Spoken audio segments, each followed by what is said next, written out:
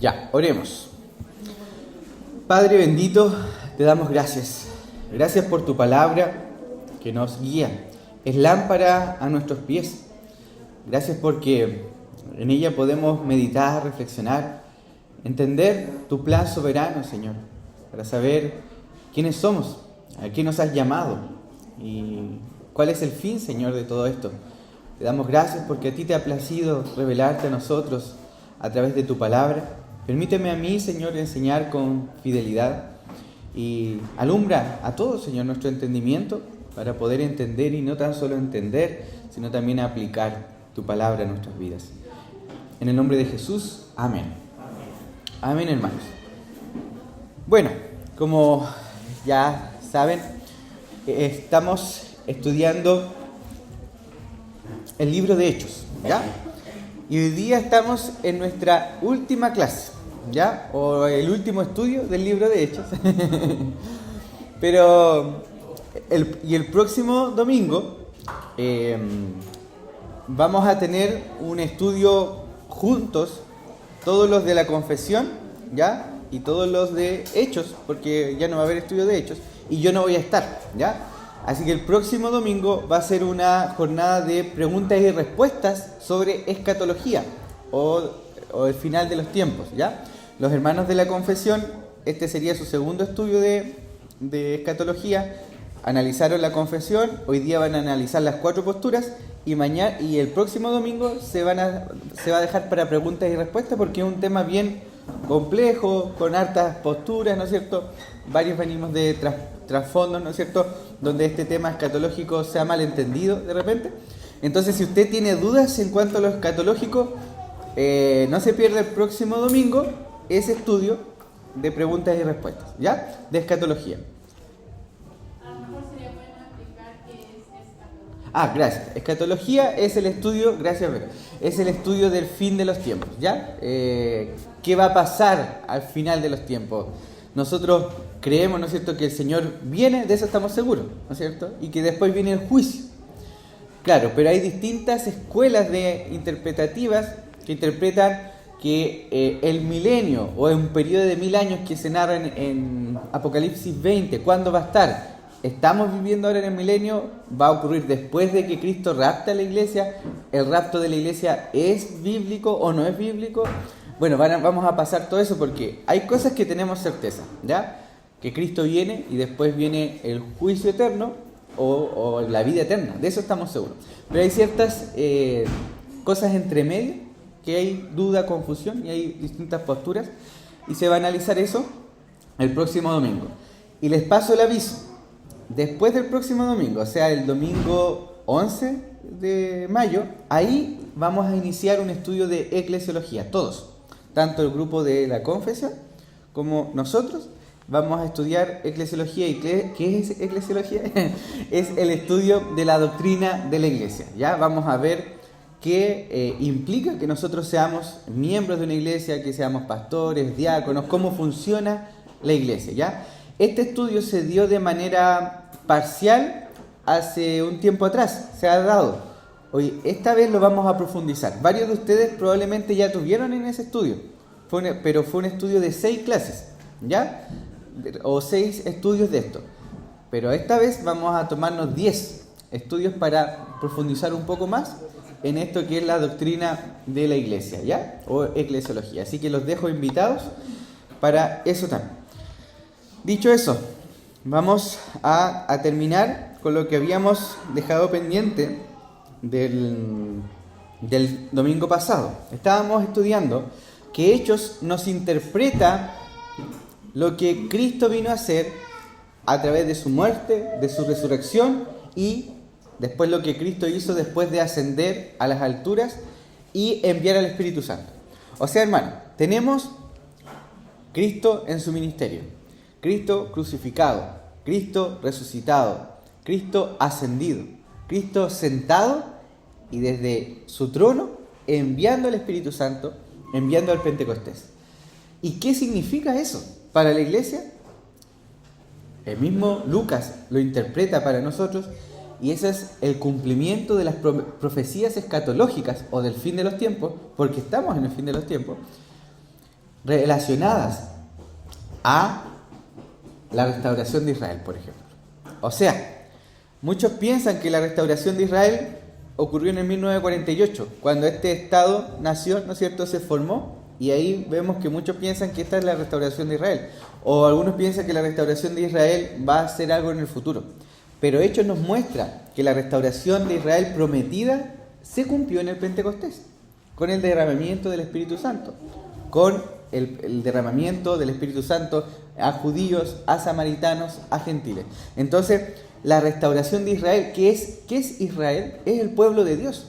Antiguamente, en el antiguo pacto, el pueblo de Israel estaba, ¿no es cierto?, en el pueblo de Israel había un remanente que era salvo dentro del pueblo.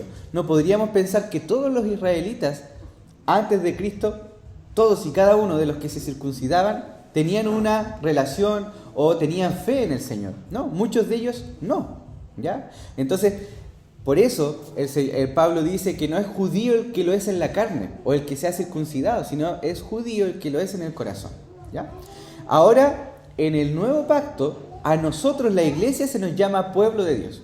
Y la iglesia está constituida tanto por judíos, israelitas, gentiles, de todos, pueblo y nación. Y somos un pueblo. En otras palabras, el Señor no tiene dos pueblos. No tiene el pueblo de Israel y la iglesia. Es un pueblo conformado por israelitas. Sí, hay cristianos que hoy día son judíos o que son israelitas y gentiles. Entonces, lo que trata de explicarnos Lucas en el libro de Hechos es que la resurrección de Cristo marca el inicio de una nueva era, ¿ya? Con una anticipación de la resurrección final. El derramamiento del Espíritu Santo también marca el inicio de la era apostólica, de la era de la iglesia, ¿no es cierto? Y por ende, si empieza una era, termina otra. Y estuvimos analizando que el templo y todo el sacerdocio y todo el liderazgo relacionado con el templo era lo central en la adoración del pueblo de Dios antes. O sea, todo giraba en torno al templo. Las fiestas religiosas no la podían hacer cada cual en su ciudad. Tenían que ir a Jerusalén, tenían que ir al templo, todo giraba en torno al templo. Los sacrificios tenían que hacerse en torno al templo. Había sacerdotes para hacer aquellos sacrificios. Había líderes también que gobernaban el templo y gobernaban.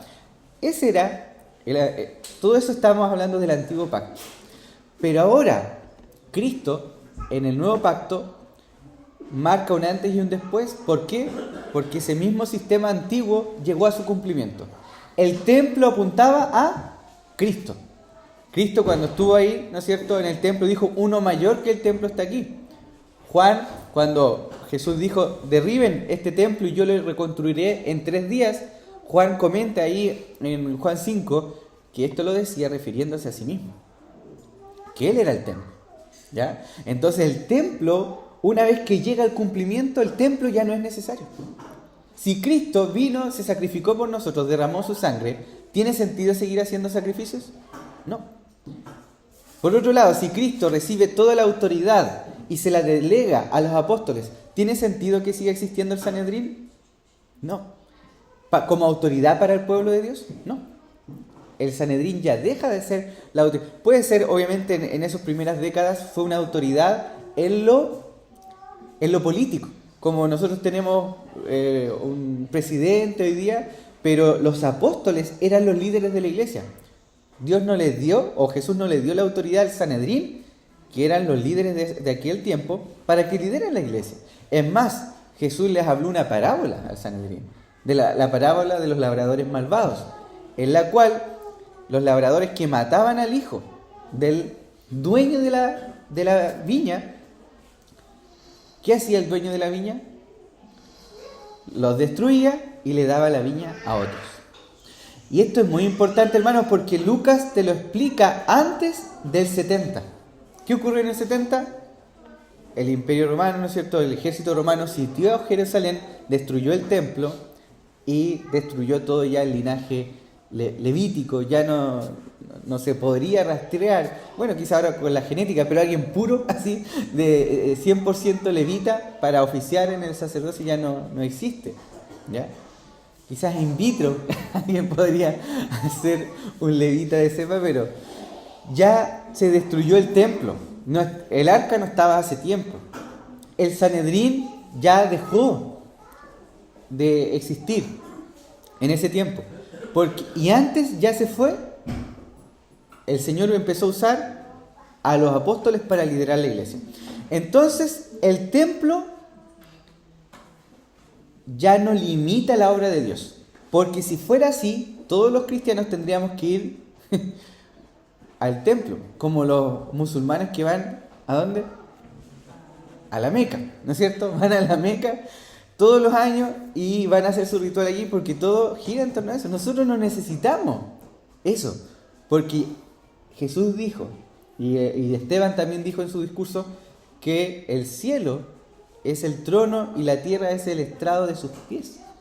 Porque todo, ¿no es cierto?, se va a llenar de la presencia del Señor. Entonces ya no hay límite de construcción humana para adorar al Señor. Y es por eso que después viene la persecución en Hechos 8 y ya el templo pasa a segundo plano. ¿Por qué? Porque el templo tiene su cumplimiento en Jesús. La autoridad del Sanedrín es reemplazada por la autoridad de los apóstoles. Y aquí, hermanos, no estamos hablando de un reemplazo así como que Dios, por ejemplo, estuvo con el pueblo israelita, ¿no es cierto?, y de repente dijo, ya no los voy a pescar más y ahora pesco a los gentiles. No, no fue así.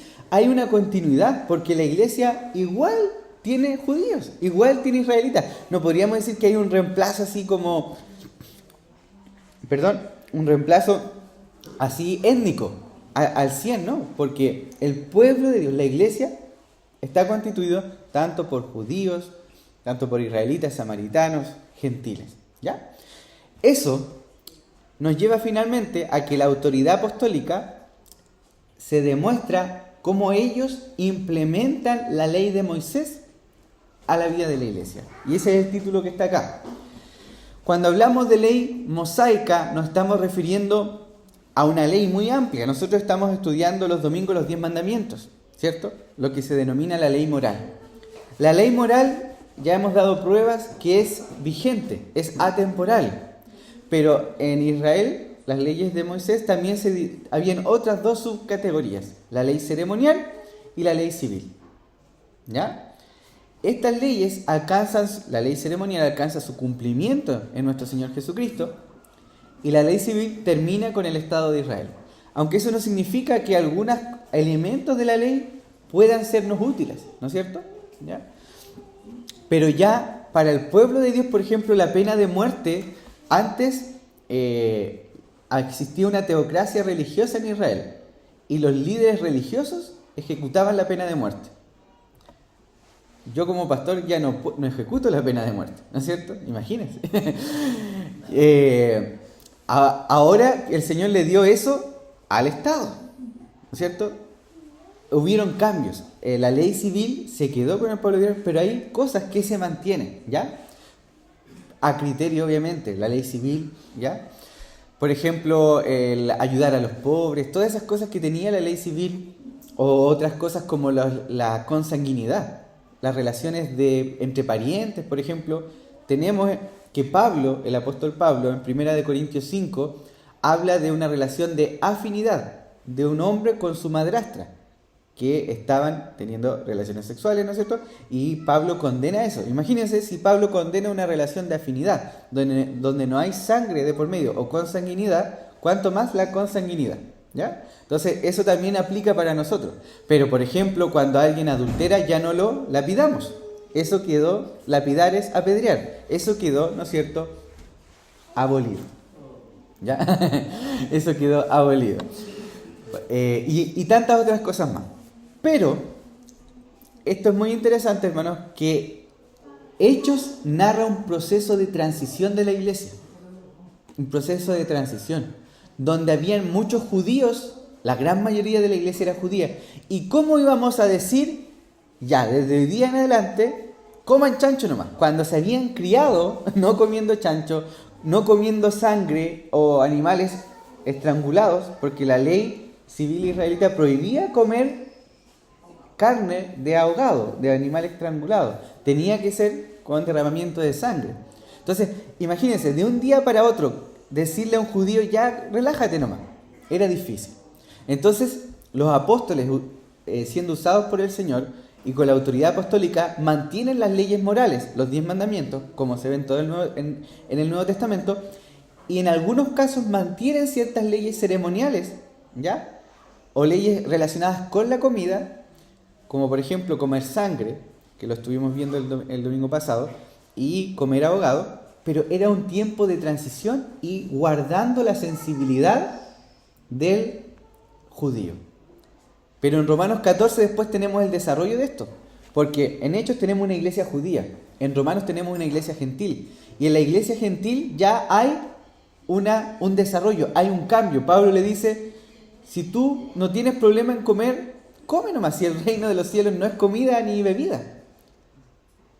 Entonces, las leyes alimentarias en las primeras décadas de la iglesia seguían en vigencia algunas, pero no era porque la ley ceremonial siguiera vigente, sino que era para ser sensible con el hermano judío, ¿ya? Todo eso es un resumen, ¿no es cierto?, de lo que hemos expuesto.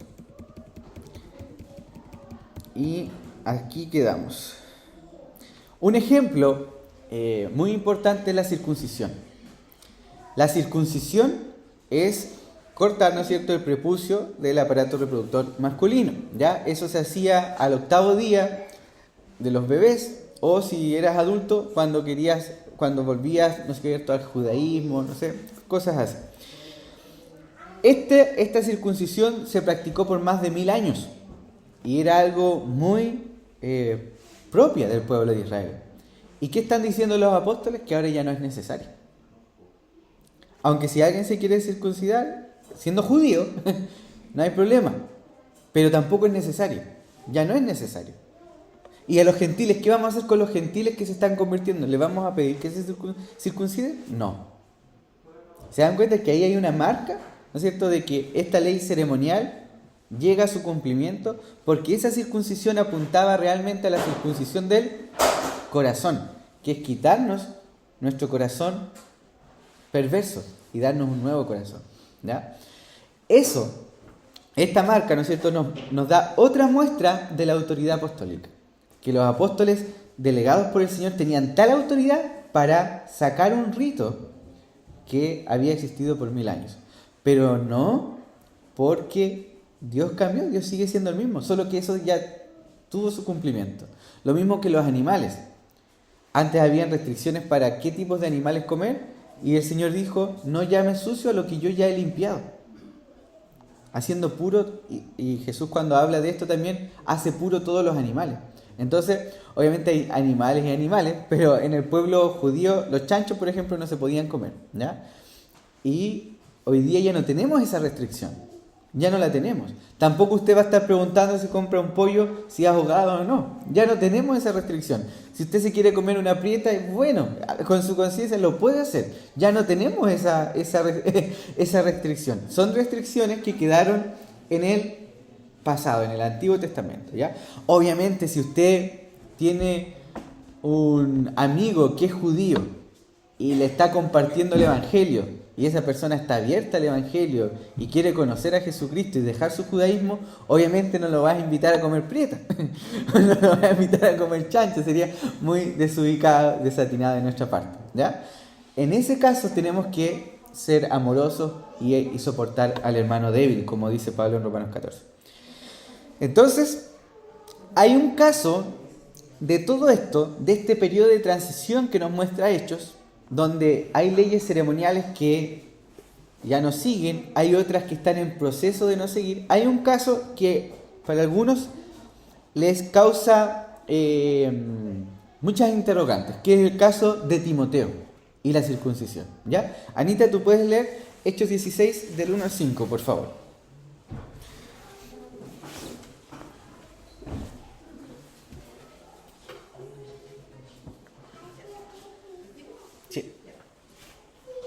Después llegó a Derbe y a Listra, y he aquí había allí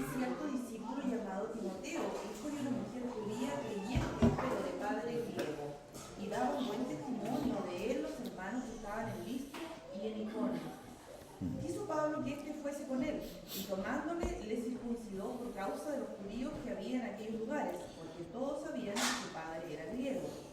Y al pasar por las ciudades les entregaban las ordenanzas que habían acordado los apóstoles y los ancianos que estaban en Jerusalén para que las guardasen. Así que las iglesias eran confirmadas en la fe y aumentaban en número cada día. Aquí tenemos un problema, ¿no es cierto? ¿Qué pasa con el concilio de un capítulo anterior que decía que no había que obligar a los gentiles a circuncidarse? Y aquí tenemos a Pablo con un discípulo de él llamado Timoteo, que era mixto, ¿no es cierto? Tenía madre judía y padre griego, que Pablo le hace que se circuncide. La diferencia es que aquí se explica la razón. Pablo no está obligando a Timoteo, sino que lo está haciendo para que el testimonio de Timoteo a los judíos sea más fácil de llevar. Porque si Timoteo se presentaba delante de judíos a enseñarle, lo primero que le iban a preguntar, ¿estar circuncidado? No sé si lo iban a revisar, pero le van a preguntar, ¿estar circuncidado? Lo primero.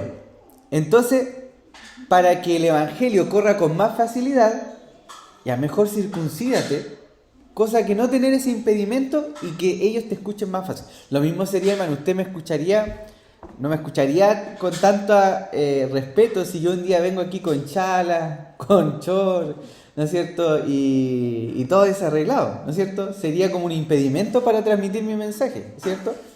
Entonces, de la misma manera, esto tiene que tomarse en ese sentido, ¿ya? De que el apóstol Pablo, en el criterio, lo hace, ¿ya? Para que el evangelio llegue a los judíos de manera mucho más fácil, ¿no es cierto? Que no haya impedimento. Entonces, este evento debe leerse a la luz del concilio, donde no se exige la circuncisión. No se exige.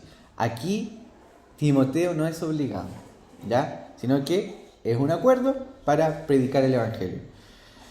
Lo mismo pasa con misioneros, por ejemplo, que han ido a China. No sé si han leído testimonios o visto películas de un misionero chino, Hudson Taylor me parece que sí. Él llegó con su ropa europea, pero al tiempo ya se empezó a vestir como chino. Y empezó a tener las costumbres chinas, y eso le dio mucho más facilidad para que los otros lo escuchen, ¿ya? Obviamente en eso uno puede consentir siempre y cuando algo no sea pecado, ¿no es cierto? Entonces, este evento debe leerse a la luz del concilio, donde no se exige la circuncisión. El relato no llama a la incircuncisión, sino a la libertad. Obviamente los gentiles no debían circuncidarse. En el caso de Timoteo, él era judío y gentil. Por eso era necesario que los judíos lo vieran circuncidado. Pero no obligatorio, ¿no es cierto? Era necesario. Pero un gentil, 100% gentil, no tenía nada que andarse circuncidando. Como hoy día vemos que hay pastores que van a sinagoga, no van a un hospital a circuncidarse. Van donde un sacerdote a circuncidarse. Nada que ver. Porque ahí ya no es un procedimiento médico, ya es una ceremonia, ¿ya? Con todo lo que eso significa. Entonces, eso está muy mal. Entonces, el motivo de la circuncisión es por la sensibilidad de los judíos y el avance del evangelio entre ellos. No es soteriológico ni mosaico. ¿A qué me refiero con esto? La circuncisión no es un requisito para la salvación. Soteriología es doctrina de la salvación. Entonces, la circuncisión no es un requisito para la salvación y tampoco ya es un requisito mosaico. ¿Por qué? Porque Cristo es mayor que Moisés. Moisés profetizó a Cristo y a Cristo había que oír. Y la circuncisión tenía su tiempo y ya no va más. Otro caso interesante también de este periodo de transición es el caso de Pablo, ¿ya? Esteban, tú puedes leer Hechos 21 del 17 al 26. Este es un caso bien interesante, e insisto, debe verse a la luz del concilio, pero también debe verse a la luz de este periodo de transición, que todavía está el templo, que todavía hay hermanos judíos que van con sinceridad a saber quién es Cristo. Entonces, versus hay otros que rechazan, están ahí, están en Israel, están en Jerusalén. Deben existir estas sensibilidades hasta que ya el templo ya no exista. Hechos 21 del 17 al 26. Cuando llegamos a Jerusalén, los hermanos nos recibieron con regocijo. Y el día siguiente Pablo fue con nosotros a ver a Jacobo, y todos los ancianos estaban presentes. Y después de saludarlos, comenzó a referirles una por una las cosas que Dios había hecho entre los gentiles mediante su ministerio. Y ellos, cuando lo oyeron, glorificaban a Dios y le dijeron: hermano, ya ves cuántos miles hay entre los judíos que han creído, y todos son celosos de la ley. Y se les ha contado acerca de ti, que enseñas a todos los judíos entre los gentiles que se aparten de Moisés, diciéndoles que no circunciden a sus hijos ni observen las tradiciones. Entonces, ¿qué es lo que se debe hacer? Porque sin duda la multitud se reunirá, pues oirán que has venido. Por tanto, haz esto que te decimos. Tenemos 4 hombres que han hecho un voto. Tómalos y purifícate junto con ellos, y paga sus gastos para que se rasuren la cabeza. Y todos sabrán que no hay nada cierto en lo que se les ha dicho acerca de ti, sino que tú también vives ordenadamente acatando la ley. Pero en cuanto a los gentiles que han creído, nosotros les hemos escrito, habiendo decidido que deben abstenerse de lo sacrificado a los ídolos, de sangre, de lo estrangulado y de fornicación. Entonces Pablo tomó consigo a los hombres y al día siguiente, purificándose junto con ellos, fue al templo, notificando de la terminación de los días de purificación, hasta que el sacrificio se ofreciera por cada uno de ellos. Ya. Este puede sonar igual contradictorio, como en el caso de Timoteo. ¿Qué pasa? Timoteo se circuncida, ¿no es cierto?, a pesar de esto, pero el mismo texto lo explica. Está diciendo que Pablo es judío. Entonces, para que los judíos le escuchen, era mejor que Pablo cumpla todos los ritos, ¿no es cierto? Pero a los gentiles no se le estaba pidiendo eso. Entonces, es otra muestra de que estamos en un proceso de transición, donde el apóstol ya puede hacerse débil por los débiles. ¿Se acuerdan que una parte Pablo dice: me he hecho judío a los judíos, griego a los griegos, a todos me he hecho de todos, me he hecho débil por los débiles? Entonces Pablo no estaba obligado a hacerlo, pero él, por amor a sus hermanos, para que el evangelio camine más rápido ahí, él lo hizo. Entonces, recordemos que esta igual es una acusación falsa la que hacen, que Pablo está enseñando contra Moisés. No, Pablo y Esteban no enseñaban contra Moisés, estaban simplemente enseñando que Moisés, Cristo es el cumplimiento de Moisés. No es una contradicción, es cumplimiento. La participación de Pablo en los ritos de purificación es un ejemplo de que Pablo no se opone a las costumbres judías. O sea, si ellos son judíos, sigan siendo judíos y practicando esas cosas. Pero obviamente ya no van a haber sacrificios por la culpa, holocaustos, todas esas cosas ya no. Un judío ya convertido ya entiende que Jesucristo es su Pascua, que Jesucristo, ¿no es cierto?, es el sacrificio perfecto. Todas estas otros sacrificios que eran como anexos tenían que ver con ritos de purificación, votos, que no tienen nada que ver con la soteriología o con lo que apuntaba, ¿no es cierto?, el sacrificio del holocausto, la expiación, propiciación, todas esas cosas que vemos en el Antiguo Testamento, en Levítico, que apuntaban a Cristo. Esas cosas ya la iglesia no las practica, no tenemos ninguna evidencia. Pero otras cosas que son más externas las siguen practicando. Entonces se evidencia el peso del Concilio de Jerusalén. O sea, el Concilio de Jerusalén prohibió 4 cosas, ¿no es cierto? Fornicación, ahogado, sangre y no me acuerdo del otro. Esas cosas siguen vigentes, ¿no es cierto? Y vuelvo a decir lo mismo. Esto le da la oportunidad a Pablo de seguir testificando de Cristo entre los judíos. ¿Ya? Esto es importante, hermanos, porque después vemos en el desarrollo de la iglesia que esto empieza a cambiar. ¿Ya? Y ya esto en la historia de la iglesia cambia rotundamente cuando Israel o Jerusalén es sitiado y se destruye el templo y se destruye Jerusalén. Ahí hay un cambio muy grande en la iglesia. ¿Ya? ¿Y qué hace Hechos? Empieza a preparar eso. Y a nosotros igual nos debe ayudar a entender eso. Este periodo de transición desde un cristianismo todavía con muchas raíces judías, ¿ya?, y con muchas prácticas judías, que no eran necesarias hasta el cristianismo que hoy día vemos, que ya ha sido depurado de todas esas cosas, de todas esas sombras. Y esa ha sido la voluntad del Señor, que ya no estemos apegados a esas sombras, porque ya Cristo es el cumplimiento. Por eso que no es necesario circuncidarse, por eso no es necesario guardar todas las restricciones de alimentación. No es necesario, porque esas eran sombras que debían llegar a su cumplimiento. Entonces, los apóstoles no podían estar en contra de Moisés, porque eso sería oponerse a quien señalaba Jesús.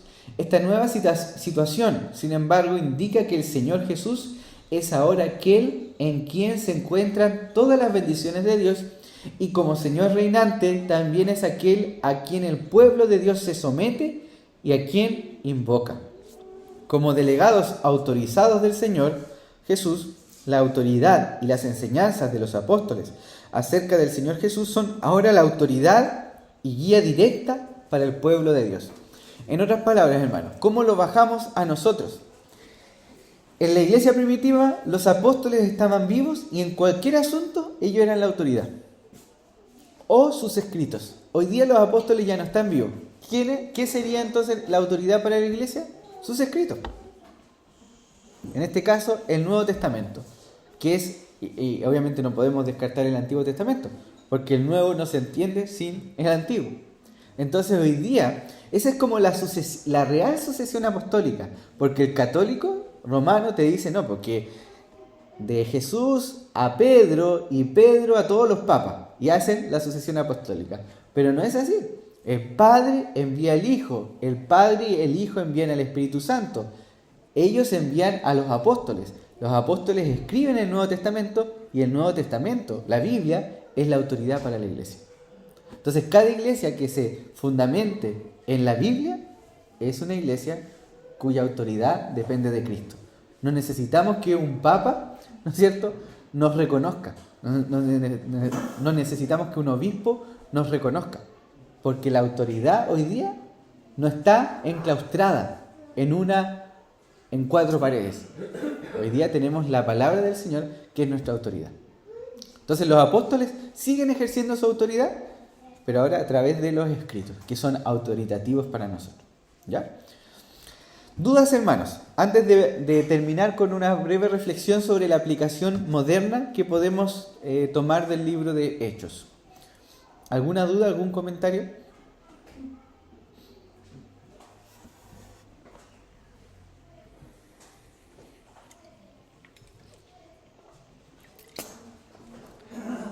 Sí. Yo he escuchado decir no invitas porque tú hablabas de lo que es Israel, ¿cierto? Y de que se convirtió Israel. Y los invitas siempre dicen que Israel, el significado de la palabra sería los que luchan con Dios. Sí. Sí. Sí, lo que pasa es que Israel, su nombre anterior era Jacob. Y Jacob, en una oportunidad, tiene un sueño, ¿no es cierto? Y en ese sueño, esa visión, él lucha con Dios y le gana a Dios, entre comillas, ¿no es cierto? Con todo el simbolismo que tiene. No es que Dios sea inferior a un humano y se deja ganar o pierde, sino que tiene un significado de que él se aferró a las promesas del pacto, porque el pacto era para su descendencia, entonces él se aferra a esas promesas, le cree. Entonces eso es el que lucha con Dios, Israel. Y claro, hoy día nosotros somos el Israel espiritual, podríamos decirlo. Y ahora no luchamos contra Dios, sino con Dios. Porque Él lucha y nosotros luchamos con Él, ¿no es cierto? Estamos en Él, luchamos en Cristo. Nuestra lucha ya no es contra carne ni sangre, sino es contra potestados, como dice Efesios 6. Entonces, por eso después Pablo dice que en Cristo somos más que vencedores. Y se nos habla de este contexto de lucha, pero ya es una lucha que luchamos con Él, no contra Él, con Él. Él es nuestro jefe, el Señor de los ejércitos, y nosotros somos su ejército. Así que tenemos que tener la espada, que en este caso es la palabra del Señor. Eso. Bien, hermanos, brevemente, aplicación moderna. Esto es bien importante verlo porque Hechos es un libro que se ha mal usado, lamentablemente, ¿ya? Hay que entender que el libro de Hechos no narra cada situación de la iglesia primitiva. No es su fin. Por lo tanto, si nosotros queremos, porque hay iglesias que dicen, ya, nosotros queremos ser como la iglesia primitiva, entonces nos vamos a basar 100% en Hechos. No, eso está mal. Está mal porque Lucas es selectivo y hay otras cosas que no se narran que se complementan con las epístolas o que se desarrollan con las epístolas. Entonces muchos dicen, no, queremos volver a la senda antigua, sinónimo de Hechos, pero Hechos, o Lucas que escribe Hechos, es selectivo, ¿ya? Entonces Lucas nombra cada cosa con un propósito, ¿ya? Evitemos el error de pensar que todo quedó registrado. Debemos leer cada hecho a la luz del propósito para no descontextualizar. Es por eso que, si se han dado cuenta, nosotros no estudiamos el libro de Hechos completo versículo a versículo. Yo les di los elementos necesarios para que ustedes ahora hagan la lectura y ustedes puedan entenderlo por ustedes mismos. El propósito de Hechos, ¿a qué estaba apuntando? ¿Ya? Entonces, lo que debemos hacer cuando estudiamos el libro de Hechos es enseñar. ¿Qué me enseña esto sobre la iglesia primitiva? Tenemos que verlo también como historia. Una historia pasada que no necesariamente se va a repetir. ¿Ya? Los apóstoles, por ejemplo, ¿se van a repetir? No. Ya no existen más apóstoles. ¿Ya? A pesar de que hay iglesias que insisten en esto. Algunas malintencionadas y otras por ignorancia o por tema de palabras nomás. Porque apóstol significa enviado, entonces yo soy un enviado y se llaman apóstoles de esa manera, bueno, lo entendemos. Pero cuando alguien dice, no, yo soy apóstol y tengo incluso la autoridad para seguir escribiendo la Biblia o para hablar palabra del Señor, aunque sea contraria a la Biblia, no, ese ya no es un apóstol, es un apesto, es un apostologo, ¿no es cierto? ¿Qué doctrinas me anima a adoptar? Es una pregunta también. Y aquí el tema doctrinal de Hechos es continuo, ¿no es cierto? Lo que Dios era en Hechos es igual en Efesios, o sea, es el mismo Dios. Por otro lado, cada episodio se debe interpretar a la luz del propósito general, ¿ya? Siempre debemos prestar atención tanto al cuadro mayor como a los cuadros menores. Esto es importante cuando estudiamos el derramamiento del Espíritu Santo en Jerusalén, en Samaria y hasta lo último de la tierra. ¿Se acuerda con qué tenía relación? Con la promesa de Jesús. Y recibiréis poder. Me seréis testigos, ¿no es cierto? En Jerusalén, Samaria, Judea y hasta lo último de la tierra. Así empieza el libro de Hechos. ¿Y cómo sigue el libro de Hechos? El derramamiento del Espíritu en Jerusalén, el derramamiento del Espíritu en Judea y Samaria y el derramamiento del Espíritu con los gentiles o en los confines de la tierra. Entonces, eso nos muestra que el libro de Hechos tiene una estructura y que tiene un porqué. ¿Porqué de las cosas? Por otro lado, el libro de Hechos también tiene una dificultad, como son narraciones. Son narraciones, no es como que alguien te esté enseñando, sino que es un evento narrado. Es difícil sacar una enseñanza o una doctrina de esto, porque es una experiencia que está ocurriendo. No podríamos sacar doctrina de una experiencia, por ejemplo. Y esta es la diferencia entre discurso narrativo y el discurso argumentativo. No estoy diciendo que no es posible, pero el discurso argumentativo que se encuentra en las epístolas es mucho más claro para sacar doctrinas. Ejemplo, el evento es el siguiente: estaban todos reunidos, cayó el Espíritu Santo y todos hablaron en lengua. Ese es el evento, ¿no es cierto? Es un discurso narrativo, se está narrando algo que ocurrió. Ya, saquemos una doctrina de eso. Entonces, todos tienen que hablar en lengua, todos tienen que experimentar lo mismo. Pero no es así. Hay otros textos argumentativos donde se desarrolla el tema que te dice que eso no es así. Entonces, cuidado con sacar un texto fuera de su contexto. Este evento fue único, el Pentecostés. Obviamente, podemos pedir la llenura del Espíritu Santo. Creemos que en la iglesia han habido avivamientos y podemos orar por eso, hermano. Pero no es lo mismo que un Pentecostés. Que la tierra tiemble, y que todo lo que ocurrió en Pentecostés y que un viento ¿Esperar lo mismo? No. Eso tuvo un cumplimiento escatológico, un cumplimiento histórico, que no se va a volver a repetir. Y las discontinuidades, hermanos. Es importante tener en cuenta esto. Aunque la Biblia fue escrita para nosotros, no fue escrita directamente para nosotros. ¿Qué significa esto? Que los primeros destinatarios no somos nosotros. Los primeros destinatarios fueron la iglesia de aquel tiempo. Entonces hay cosas que se aplicaban para ellos y que ya no se aplican a nosotros.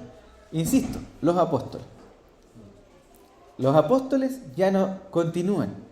Entonces todo lo que implica con los apóstoles hay cosas que ya no se repiten y hay otras cosas que se transmiten a los pastores. Pero hay otras cosas que no se transmiten a los pastores, ¿ya?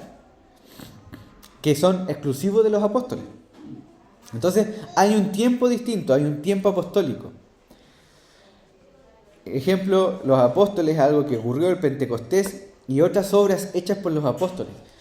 En Hechos tampoco no vemos ningún evento donde los apóstoles intenten sanar a alguien y no ocurra sanidad. Siempre hay como una eficacia, son eficaces en las sanidades.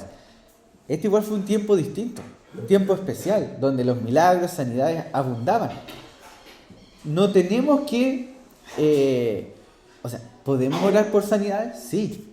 ¿Que el Señor sane a nuestro hermano? Sí. Si vamos al hospital y queremos visitar a alguien, ¿podemos orar por sanidad? Sí. Pero no nos desanimemos si nos vemos que nuestra sombra no sana a las personas. como era el caso de los apóstoles, ¿no es cierto? Que la sombra de ellos sanaba a las personas. Entonces no nos desanimemos si eso no nos ocurre, porque tenía un tiempo especial. Hay circunstancias diferentes también. El tema de la circuncisión, eso ya quedó atrás. Ya quedó atrás.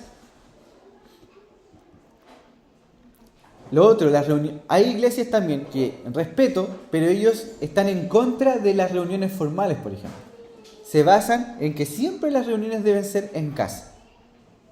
Y eso se basa en Hechos, porque las reuniones eran en casa.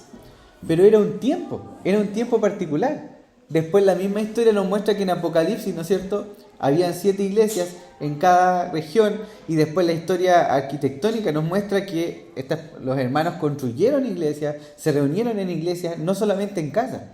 Entonces cuando uno de repente toma un libro de la Escritura y piensa que tenemos que guiarnos solamente por eso, sin ver todo el desarrollo, es algo también que hay que tener en cuenta, ¿ya?